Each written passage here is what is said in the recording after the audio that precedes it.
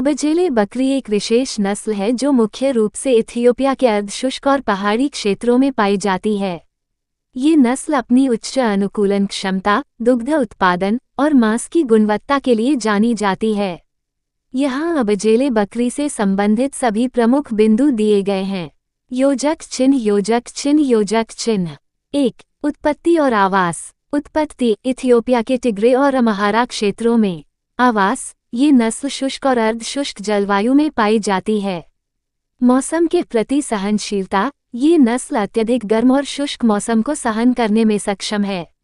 योजक चिन्ह। योजक चिन्ह। योजक चिन्ह 2. शारीरिक विशेषताएं। आकार मध्यम आकार की बकरी।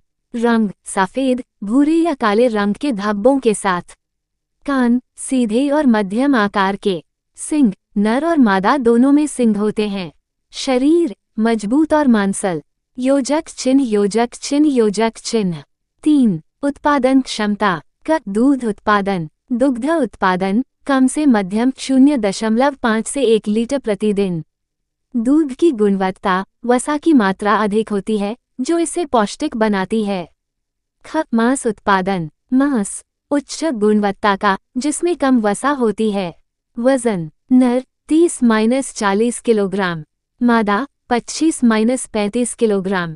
योजक चिन्ह। योजक चिन्ह। योजक चिन्ह 4. प्रजनन क्षमता। प्रजनन उम्र 6-8 महीने। गर्भकाल लगभग 150 दिन।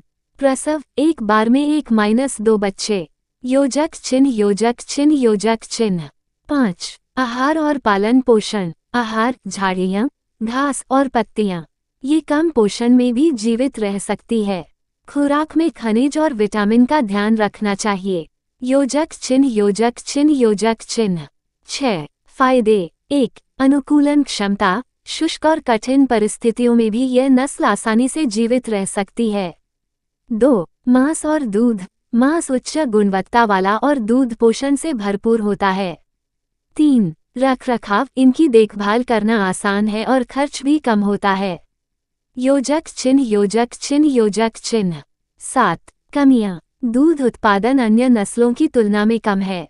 केवल अर्धशुष्क जलवायु में ही अच्छा प्रदर्शन करती है।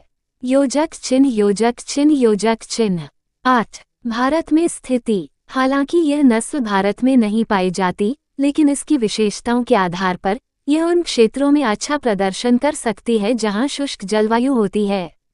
योजक चिन्ह। योजक चिन्ह। योजक चिन्ह 9. व्यावसायिक उपयोग। मांस उत्पादन के लिए आदर्श।